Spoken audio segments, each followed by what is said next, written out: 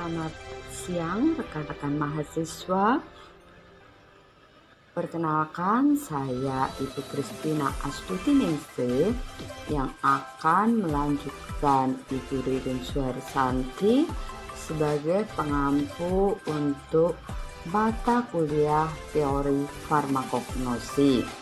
Setelah Anda belajar dengan Bu Ririn mengenai apa itu simplisia, kemudian glikosida, karbohidrat, flavonoid, kita akan melanjutkan ke materi selanjutnya, yaitu membahas mengenai minyak atsiri.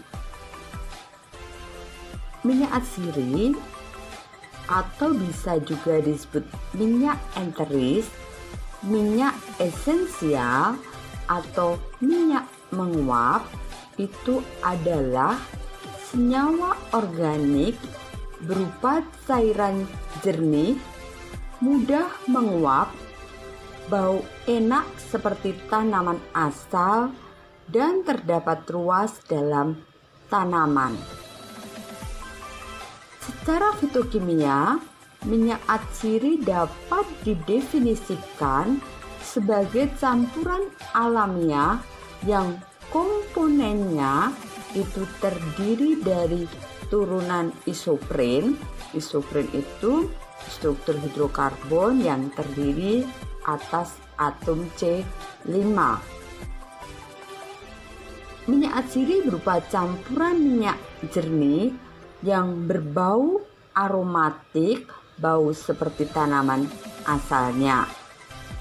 Dan secara kimia, minyak atsiri bukan merupakan senyawa tunggal, tetapi tersusun dari berbagai macam komponen yang secara garis besar terdiri dari kelompok terpenoid dan fenilpropana. Pengelompokan tersebut juga didasarkan pada awal terjadinya minyak atsiri di dalam tanaman. Perlu Anda ketahui bahwa melalui asal-usul biosintesanya, minyak atsiri dibagi menjadi dua. Yang pertama itu adalah turunan terpenoid yang terbentuk melalui jalur biosintesa asam asetat mevalonat.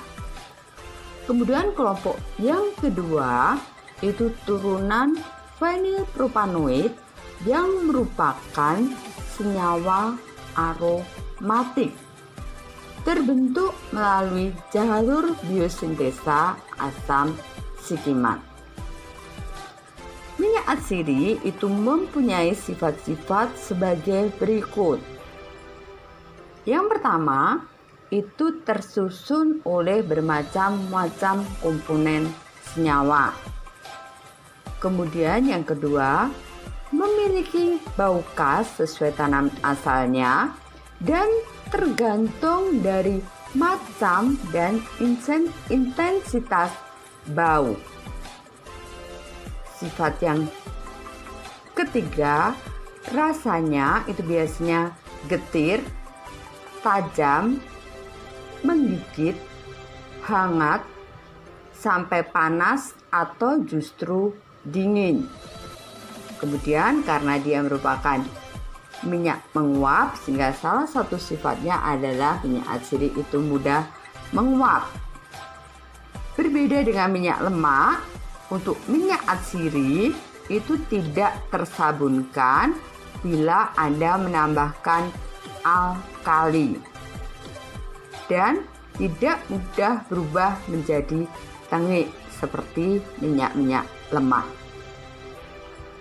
Sifat yang berikutnya adalah tidak stabil terhadap pengaruh lingkungan. Jadi kalau Anda sudah memisahkan minyak atsiri dari simplisianya atau dari tanaman asalnya, Anda peroleh secara misalkan destilasi. Kalau Anda tidak menyimpan secara tepat, tidak berapa lama minyak atsiri itu akan berubah warna yang menjadi lebih gelap karena komponen minyak atsiri itu mudah teroksidasi oleh udara ataupun suhu yang ada pada lingkungan sekitar. Kemudian yang ke-7 itu adalah indeks biasnya umumnya tinggi. Indeks bias ini merupakan salah satu parameter fisika yang bisa kita pakai pada waktu kita mengidentifikasi minyak atsiri. Kemudian sifat berikutnya yaitu bersifat optis aktif dan memutar bidang polarisasi dengan rotasi yang spesifik. Anda tentu sudah belajar kimia organik bahwa kalau suatu senyawa itu mempunyai C asimetris, maka senyawa tersebut akan bersifat optis aktif. Kemudian sifat berikutnya jelas karena minyak atsiri itu minyak, maka dia mempunyai sifat tidak bercampur dengan air. Dia tidak dapat bercampur dengan air, tetapi untuk minyak atsiri itu dapat larut di dalam air atau cukup ada bagian yang larut di dalam air sehingga dia mampu memberikan bau khas pada air tersebut. Dan yang terakhir adalah sangat mudah larut dalam perarut-perarut organik sehingga nanti salah satu cara memperoleh minyak atsiri itu adalah dengan ekstraksi menggunakan pelarut organik. Nah, di dalam tanaman keberadaan minyak atsiri itu bisa beragam tempatnya. Ada yang terdapat dalam rambut kelenjar. Contohnya pada familia Laminaceae, Asteraceae. Kemudian ada yang terdapat dalam ruang-ruang lisigin, sisogen, sisolisigin. Nah, contohnya adalah pada familia Rutaceae dan Myrtaceae. Kemudian ada juga minyak atsiri itu yang terdapat di dalam sel parenkim yang mengalami modifikasi, misalnya piperasi. Kemudian ada yang terdapat dalam saluran minyak, contohnya apiasi. Ada yang merupakan senyawa difus dalam sel-sel korteks, contohnya famili Lauraceae. Dan ada yang terikat dalam ikatan glikosida, contohnya ada Gaultheria precumbens ataupun Phogostemon cablin. Kemudian ada juga yang terdapat di dalam sel-sel minyak di antara parenkim, contohnya adalah Cingibraceae. Minyak atsiri yang ada di dalam suatu tanaman itu untuk diambil menjadi simplicia atau menjadi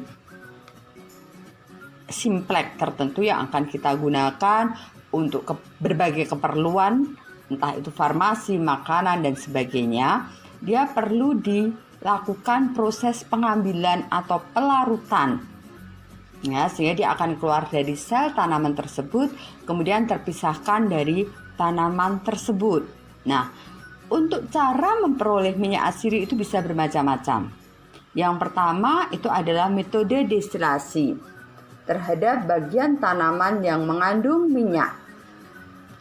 Anda tahu bahwa destilasi itu dasarnya adalah memanfaatkan titik didih dari minyak atsiri tersebut. Minyak atsiri itu mempunyai titik didih yang paling rendah adalah 150 derajat Celcius. Ya, 150 derajat itu adalah monoterpen, kemudian di atas 250 derajat itu adalah golongan sesquiterpen namanya. Kalau monoterpen itu atom C-nya hanya 10. Tadi di awal sudah saya sampaikan bahwa minyak atsiri itu tersusun dari isopren. Isopren itu atom C5.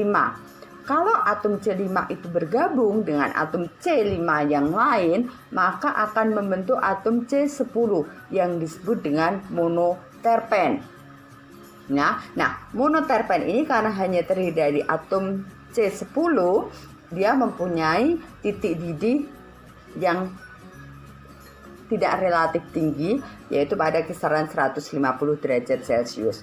Sedangkan kalau dia berikatan lagi dengan atom C5, maka akan terbentuk atom C15 yang disebut sesquiterpen. Ini akan mempunyai titik didih yang lebih tinggi, yaitu 250 derajat Celcius. Karena titik didihnya 150 dan 250 itu berbeda dengan titik didih air. Anda tahu semua bahwa titik didih air itu adalah 100 derajat. Sehingga bila kita memanfaatkan metode destilasi, ya, entah destilasi uap, entah destilasi air, nanti Anda akan bisa pisahkan minyak atsiri tersebut dari air yang Anda gunakan untuk destilasi. Ya, kalau itu menggunakan air. Begitu juga metode destilasi yang lain, asal dia mempunyai titik didih yang berbeda dengan minyak atsiri, kita akan mampu memisahkan minyak atsiri tersebut. Nah, secara umum minyak atsiri itu diisolasi dengan metode destilasi. Ya, tadi yang saya sampaikan ada perbedaan titik didih dengan minyak sehingga nanti akan terpisah. Nah, di dalam metode destilasi itu sendiri itu ada macam-macam. Ya, metode destilasi yang pertama itu adalah metode destilasi air. Ya, kalau metode destilasi air, simplicia yang akan kita pisahkan, ya, itu kita campur dengan air kemudian kita didihkan. Nah, pada saat mencapai titik didihnya, ya, air akan keluar terlebih dahulu. Ya, karena dia baru mempunyai titik didih pada suhu 100 derajat. Kemudian saat 150-an naik terus, ini minyak akan terpisah. Atau minyak akan keluar karena sudah mencapai titik didihnya. Awalnya jelas dia berupa uap. Kemudian karena kita gunakan biasanya kalau alat destilasi, ya, itu akan ada yang namanya pendingin. Pendingin ini tujuannya adalah namanya pendingin, mendinginkan. Ya, dengan proses pendinginan yang terjadi itu uap yang terbentuk dari air ataupun dari minyak itu akan berubah menjadi titik-titik air atau minyak sehingga dia akan mampu terpisah.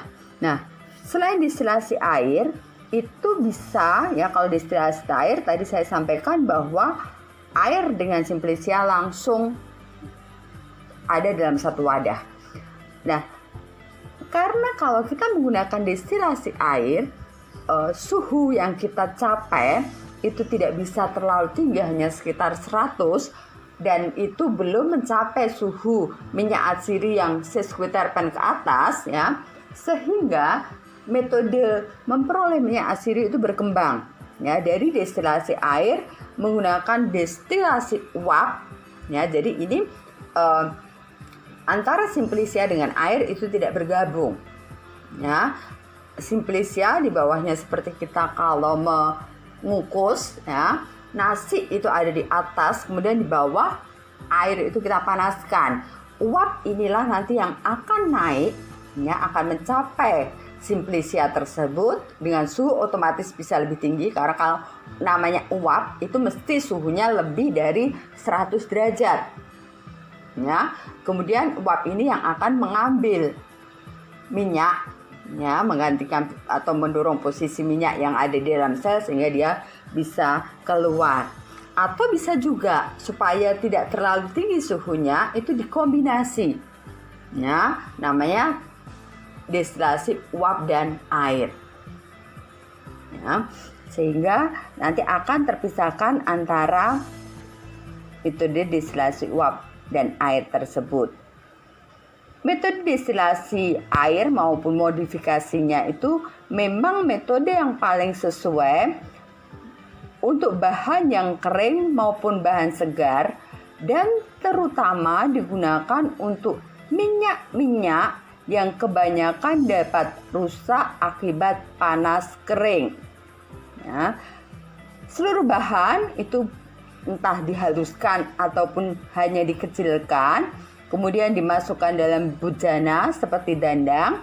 Nah, dalam metode ini tadi sudah saya katakan ada beberapa versi perlakuan, yaitu bahwa bahan tanaman langsung direbus dalam air. Kemudian yang kedua, bahan tanaman langsung masuk air tetapi tidak direbus. Dari bawah dialirkan uap air panas. Kemudian yang ketiga, bahan tanaman ditaruh di bejana bagian atas, sementara uap air dihasilkan oleh air mendidih dari bawah dandang. Dan yang keempat adalah bahan tanaman dalam bejana tanpa air dan disemburkan uap dari luar bejana. Ya.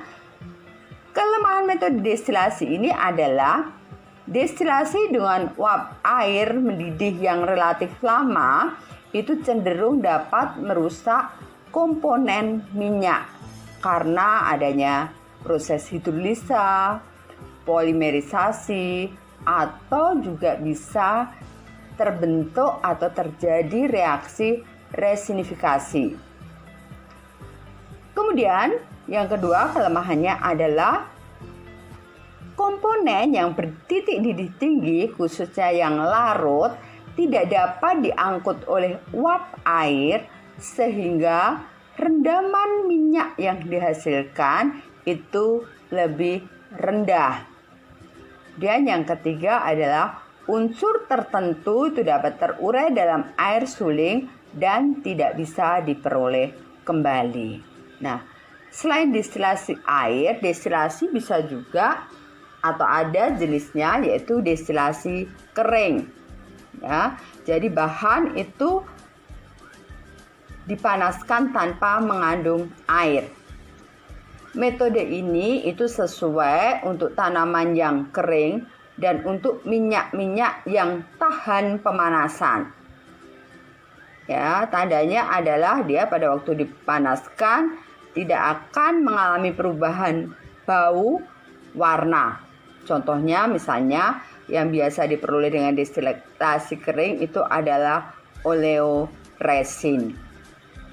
Nah, itu adalah metode memperoleh minyak atsiri dengan cara destilasi. Nah, selain destilasi, nanti pada waktu kita belajar mengenai kelompok-kelompok minyak atsiri, kita akan mengenal berbagai metode memperoleh minyak atsiri. Nah, selain destilasi, metode yang kedua itu adalah pengepresan atau pemerasan.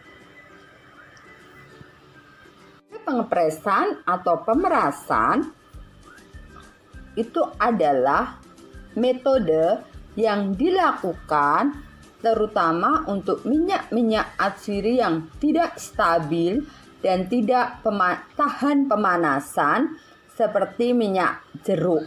Ya, jadi minyak jeruk itu kalau ada proses pemanasan atau mengalami proses pemanasan, dia akan mengalami dekomposisi atau perubahan komposisi. Yaitu yang lebih bagus adalah dengan pengepresan. Cara pengepresan itu adalah juga bisa dilakukan terhadap minyak-minyak atsiri yang bau dan warnanya bisa berubah akibat pengaruh pelarut penyari. Dari satu, dia tidak tahan panas. Yang kedua, kalau ada cairan penyari, dia akan berubah bau dan warna. Ya. Nah, metode pengepresan atau pemerasan itu hanya cocok untuk minyak atsiri yang rendemennya relatif besar. Kemudian metode memperoleh minyak atsiri yang ketiga itu adalah metode ekstraksi dengan lemak. Metode memperoleh ekstraksi dengan lemak itu ada dua cara, yaitu metode ekstraksi dengan lemak dingin atau yang disebut effluoride. Itu adalah metode yang memanfaatkan kemampuan lemak untuk mengabsorsi bau, sehingga lemak jenuh dengan minyak, kemudian lemak tersebut akan diekstraksi dengan alkohol dan dipisahkan. Jadi simplisia yang biasa dipisahkan dengan effluoride itu contohnya bunga-bungaan. Anda tahu bunga itu walaupun sudah dipetik dia berbau wangi, ya, atau berbau khas. Karena apa? Karena dia masih dalam kondisi mati selnya, itu masih terjadi proses fisiologis. Sehingga dia masih bisa mengeluarkan minyak, bau minyak tersebut. Nah, itu yang kalau Anda taruh di atas lemak, bau itu, minyak tersebut itu akan diserap oleh minyak yang ada di bawahnya, sehingga terpisah dari bagian bunganya, kelopak bunganya. Nah, kemudian minyak yang diserap oleh lemak itu diekstraksi atau dilarutkan dengan alkohol. Nah, nanti yang ada di alkohol adalah minyak yang terpisah tersebut. Ya. Kemudian cara ekstraksi dengan lemak yang kedua adalah ekstraksi dengan lemak panas. Minyak bunga diekstraksi dengan mencelupkan dalam lemak panas sampai jenuh sehingga diperoleh hasil yang disebut pomade. Ya, yang kemudian minyaknya itu dipisahkan juga dengan menggunakan alkohol.